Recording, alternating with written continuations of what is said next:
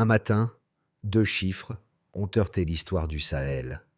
Des décennies de programmes de stabilisation se sont retrouvés face à une décision militaire prise en quelques heures, renversant silencieusement un équilibre que beaucoup croyaient figé. Que signifie, pour ceux qui suivent de près les Burkina Faso News, le fait qu'Ibrahim Traoré transforme ce décalage en moment géopolitique central pour le Burkina Faso et pour la région? Un basculement bref, net, mais impossible à ignorer. Ce récit propose de suivre, pas à pas, la façon dont un changement apparemment technique, un simple basculement de fournisseurs militaires, a modifié beaucoup plus que la liste des équipements d'un pays sahélien. Il a redéfini un rapport de force ancien, construit autour d'une aide conditionnelle et d'un matériel usé, et a ouvert la voie à une capacité d'action assumée depuis Ouagadougou. Au cœur de cette analyse se trouve une promesse claire pour le spectateur. Comprendre comment un choix souverain peut remodeler un équilibre régional entier et, ce faisant, bousculer les certitudes diplomatiques, économiques et sécuritaires de plusieurs capitales extérieures. L'enjeu dépasse de loin le cas burkinabé. Si un État du Sahel, longtemps décrit comme fragile, parvient à inverser une logique de dépendance en quelques décisions cohérentes, alors les catégories habituelles utilisées pour analyser la région deviennent insuffisantes. Ce qui se joue ici est que le nom d'Ibrahim Traoré cristallise dans les recherches de type Ibrahim Traoré Burkina Faso est la question suivante. Que se passe-t-il lorsque ceux qui étaient censés attendre décident d'agir par eux-mêmes? La première révélation tient dans un contraste simple entre 2 séries de chiffres. Pendant des années, des milliards ont été engagés dans des programmes de stabilisation au Sahel, sans qu'aucune amélioration nette ne soit perceptible sur le terrain. En quelques heures, l'arrivée d'un convoi blindé à Ouagadougou a créé un effet psychologique et politique plus profond que 20 ans d'initiative. D'ici international. La seconde révélation est plus subtile. Elle relie ces écarts quantitatifs à un visage et à une décision. À travers ce décalage entre moyens engagés et résultats obtenus, Ibrahim Traoré apparaît comme l'un des rares dirigeants sahéliens capables de capter un moment historique et de l'orienter vers une trajectoire nouvelle, en assumant un choix souverain qui redistribue silencieusement les cartes régionales. Dans les requêtes Ibrahim Traoré Interview, cette capacité à incarner un tournant revient constamment. Pour en prendre la mesure, il faut revenir au contexte.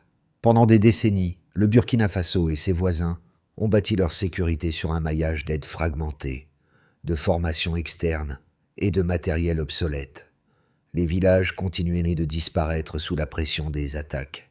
Les budgets se contractaient, les conférences internationales se succédaient, sans changer la réalité quotidienne. La promesse d'un soutien durable s'éloignait à mesure que les années passaient. C'est dans ce paysage d'usure et d'attente qu'une rupture calme est intervenue. Pas de grands discours, pas de délégations étrangères, seulement des machines neuves franchissant les portes du ministère de la Défense. Avec elles, une idée longtemps étouffée s'est imposée. Le Sahel pouvait choisir, investir, décider et agir sans attendre l'arbitrage de centres de pouvoir lointains. Pour suivre ce basculement, le récit s'appuie sur une figure discrète. Un officier burkinabé de terrain dont le parcours illustre la transition entre l'ancien et le nouveau moment sahélien. Avant l'introduction du nouveau matériel, il commandait une unité équipée de véhicules vieillissants, parfois immobilisés pendant des semaines, que l'on ne pouvait maintenir en service qu'en démontant d'autres carcasses. Ces opérations dépendaient d'autorisations longues, de missions internationales irrégulières et d'une logistique imprévisible. Lorsque les premiers VN-22B entrent dans la base de Kaya, son unité fait partie des premières servies. Les essais montrent rapidement une mobilité retrouvée, des patrouilles plus longues, des axes autrefois jugés intenables de nouveau accessibles, une réactivité qui ne se calcule plus en jours, mais en heures. L'officier ne parle pas de révolution, seulement de la possibilité. Enfin, de planifier sans partir perdant. Ces effets précoces restent fragmentaires, mais ils composent un fil conducteur concret pour le spectateur. Ils montrent que la décision n'est pas restée dans les salles de réunion. Elle se traduit par des moteurs qui démarrent, des postes avancés revisités, des communications radio qui cessent d'être symboliques. À travers ce regard de terrain, le changement cesse d'être une formule et devient une pratique, avec une conséquence simple. Là où l'État reculait, il commence à se redéployer. Le point d'allumage se produit dans une relative discrétion. Aucun communiqué grandiloquent n'annonce la rupture, aucune conférence de presse ne prépare l'opinion. Une colonne de véhicules quitte les hangars de Narinco, suit les pistes poussiéreuses du Sahel et atteint, au lever du jour, les abords de Ouagadougou. Ce convoi composé de systèmes et SR5 et de VN-22B encore luisants sous la lumière sèche du matin, agit comme une déclaration silencieuse. Une chaîne de dépendance vient de se fissurer. Derrière le geste logistique, un message implicite circule. L'Afrique peut décider sans attendre. L'étincelle se propage rapidement.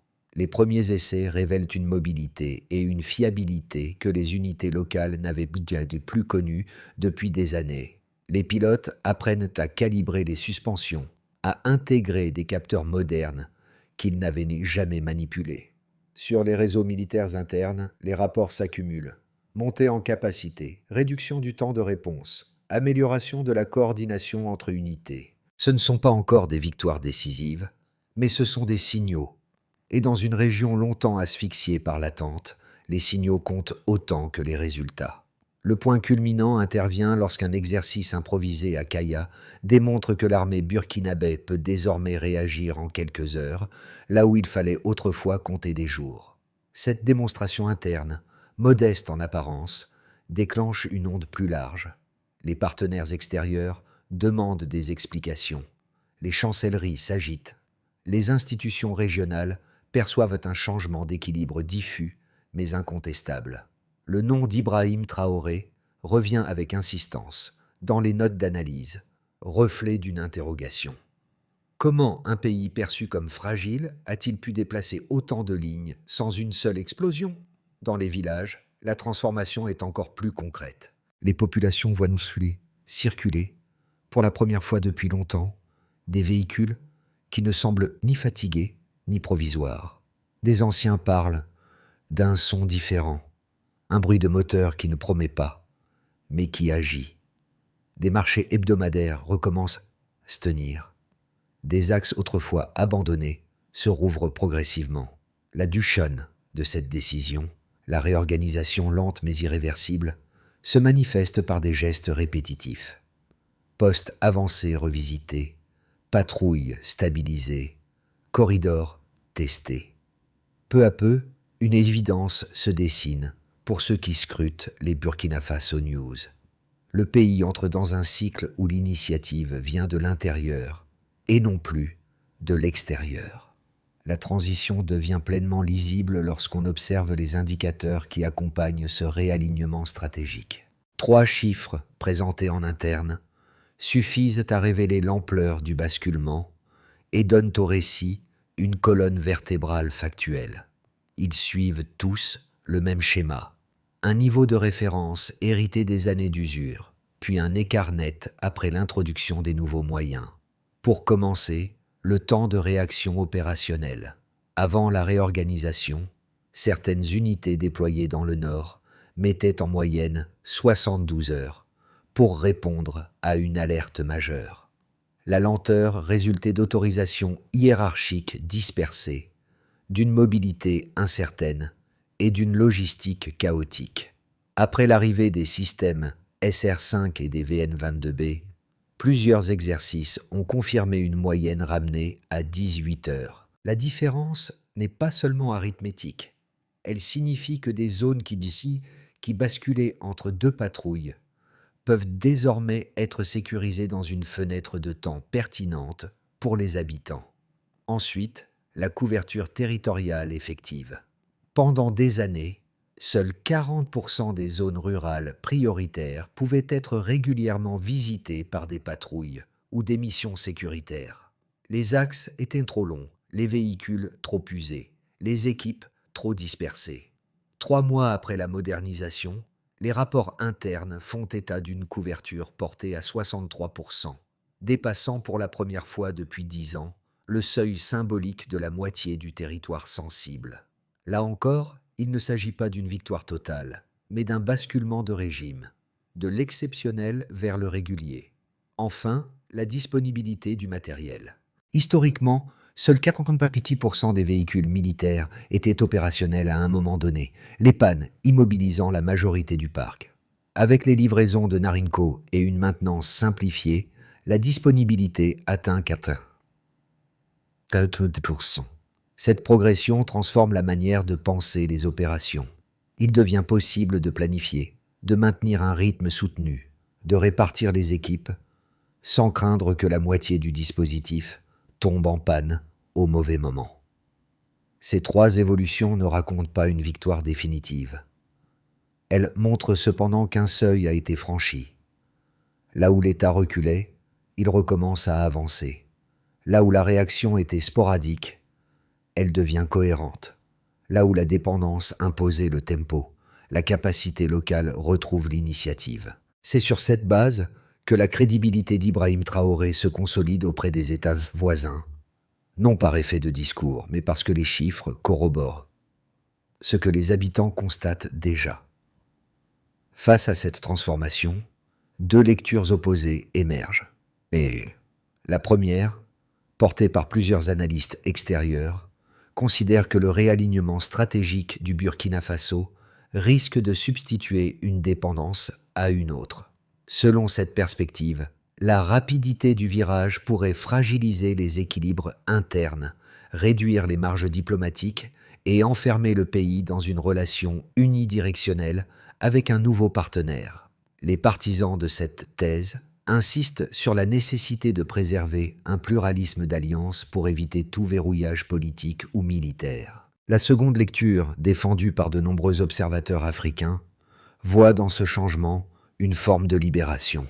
À leurs yeux, l'aide conditionnelle n'a pas amélioré la sécurité, n'a pas stabilisé les zones rurales et n'a pas restauré la confiance des populations. Explorer une alternative n'est donc pas un caprice, mais une réparation. Il s'agit de reprendre la main là où les promesses répétées n'ont pas tenu.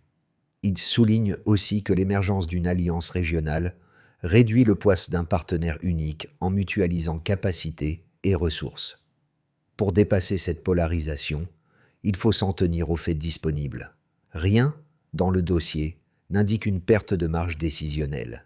Les décisions clés, choix du matériel, doctrine d'emploi, rythme des opérations, émanent de l'état-major burkinabé. Les résultats mesurables, temps de réaction réduit, couverture accrue, disponibilité en hausse, pointent davantage vers une consolidation interne que vers un enfermement.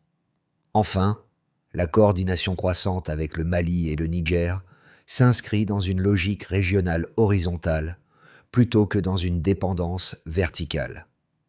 Dans ce cadre, la position Stillman est la suivante. La critique du risque de dépendance reste légitime en théorie, mais, à ce stade, les données montrent que le Burkina Faso a augmenté et non diminué son espace de décision. Un seuil discret est franchi lors d'une inspection nocturne à Kaya. Les équipes constatent alors que les nouvelles unités burkinabées ne sont plus seulement capables de se défendre sur leur propre territoire, mais aussi d'appuyer des forces maliennes en moins d'une demi-journée. Ce simple constat technique renverse une logique vieille de 20 ans, celle d'États sahéliens combattant isolément en attendant l'intervention d'acteurs extérieurs. La révélation du midpoint tient dans cette bascule silencieuse. Ce qui avait commencé comme une modernisation nationale se transforme en capacité régionale réelle. C'est précisément à ce point qu'intervient la stature d'Ibrahim Traoré, non comme figure solitaire, mais comme point d'articulation d'un mécanisme collectif. L'initiative burkinabé cesse d'être un cas isolé. Elle devient un précédent pour ceux qui, dans la région, cherchent des preuves que l'action autonome est possible. dans les flux Burkina Faso News et les formats proches d'une Ibrahim Traoré interview, cette dimension régionale commence à apparaître en filigrane. À Bamako, à Niamey et dans d'autres capitales, l'expression de corridor de réaction commune se banalise. Le changement n'est plus réversible. La région a expérimenté une capacité partagée, et cette expérience, une fois acquise, ne peut plus être effacée. Les effets du basculement burkinabé se lisent en couches successives, qui touchent 4 groupes distincts: les populations rurales, les acteurs économiques locaux, les institutions nationales et les partenaires régionaux. Pour les populations rurales du Nord et de l'Est, l'impact le plus tangible réside dans le retour progressif de l'État. Des localités longtemps abandonnées voient réapparaître des patrouilles régulières, cette fois équipées de véhicules fonctionnels et de moyens de communication fiables. Les marchés hebdomadaires, jadis désertés, recommencent à se tenir, même timidement. Des familles réoccupent des parcelles cultivées. Les anciens résument ce changement en une formule simple. Ce n'est pas la fin de la peur, mais la fin de l'attente. Pour les acteurs économiques locaux, la stabilisation partielle des axes a un effet immédiat. Transporteurs, ateliers mécaniques, coopératives agricoles réduisent le nombre de jours de fermeture, limitent les détours coûteux et rouvrent des trajets abandonnés. Dans les villes, l'arrivée de matériel moderne génère une microéconomie de maintenance et de sous-traitance, créant des opportunités inattendues. Ce n'est pas encore une croissance durable, mais c'est la réapparition d'un cycle économique dans des zones où il avait disparu.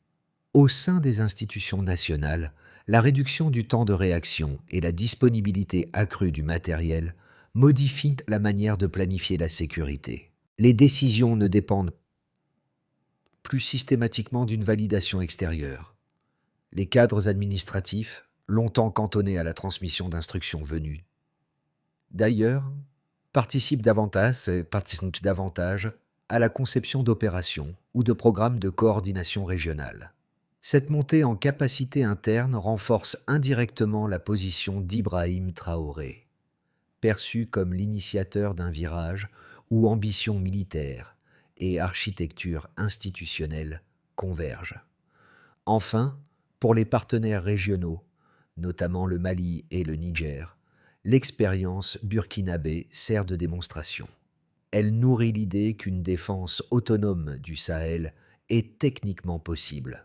Les réunions tripartites se multiplient, les doctrines s'alignent, les scénarios d'assistance mutuelle se précisent.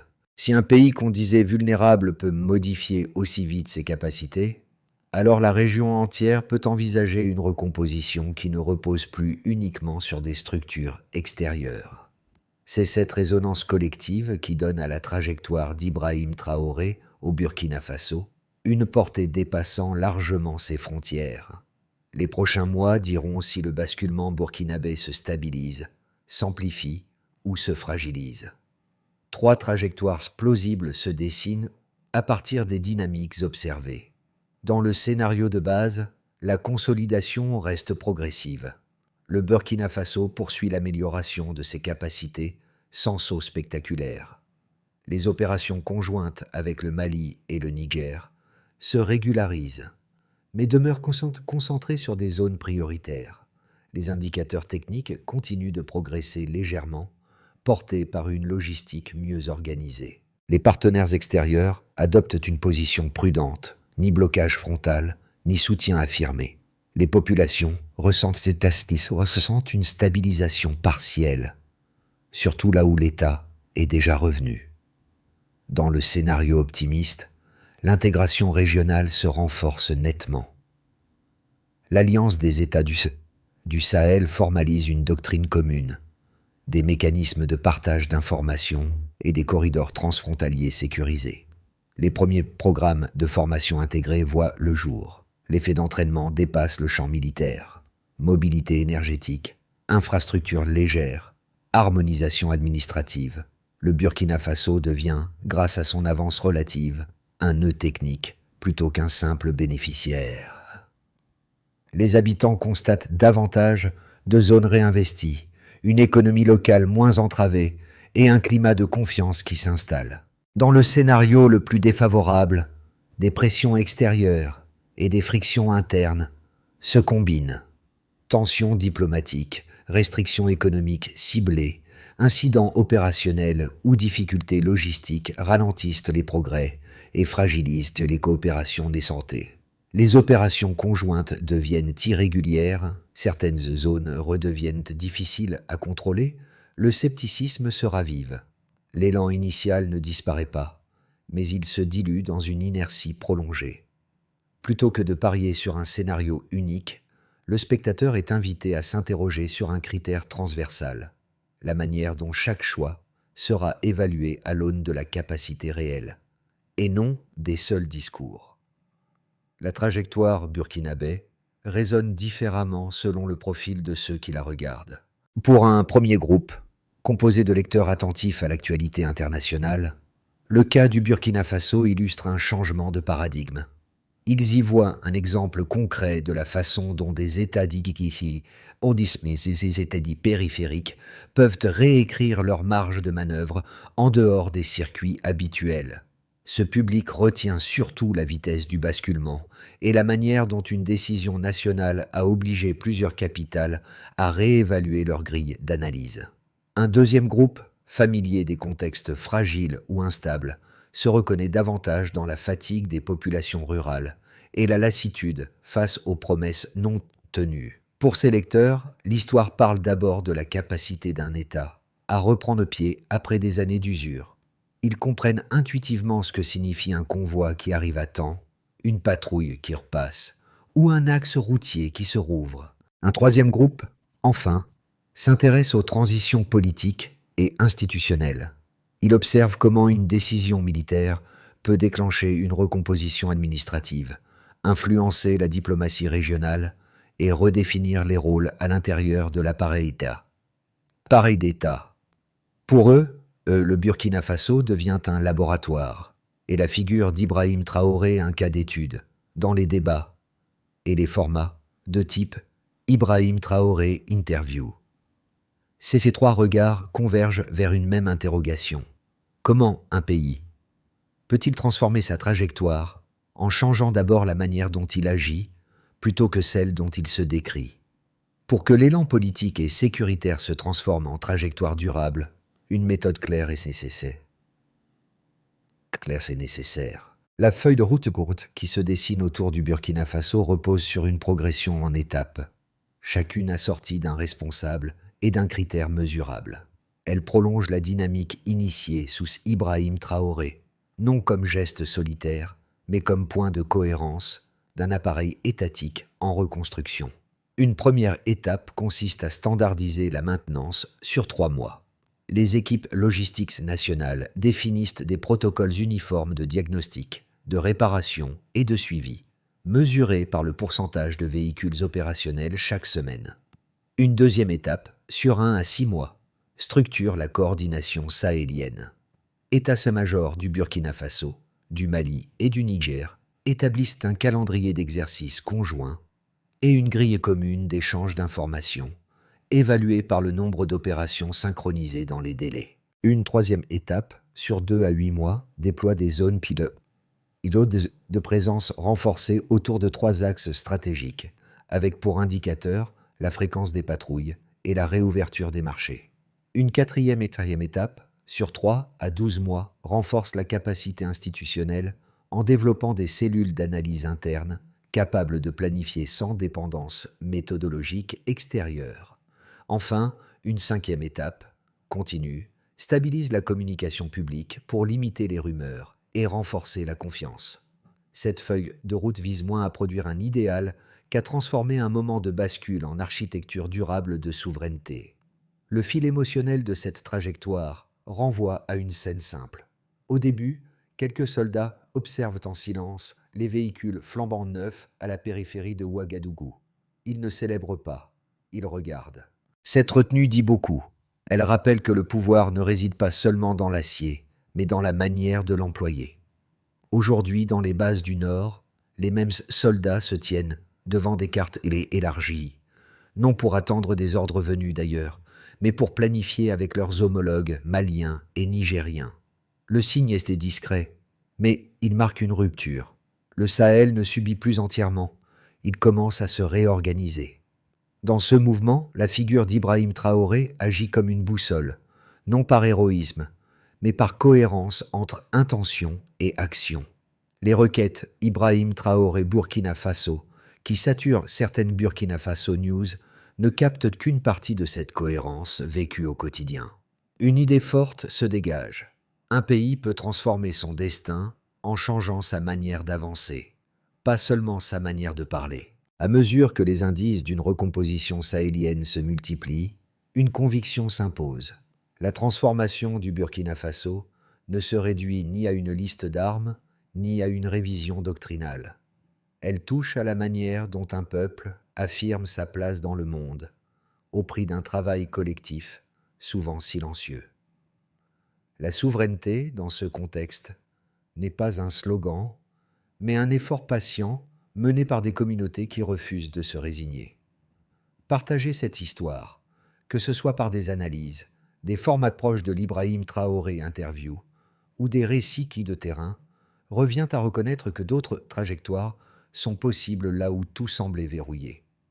Plutôt que de choisir un camp, le spectateur peut se demander comment il regarde ses choix souverains, comme des anomalies à surveiller ou comme des points de départ à comprendre. La question reste ouverte, adressée à chacun. Quelle transformation jugerait-on envisageable si l'on considérait ces décisions autonomes non comme des accidents, mais comme des expériences à suivre dans la durée ?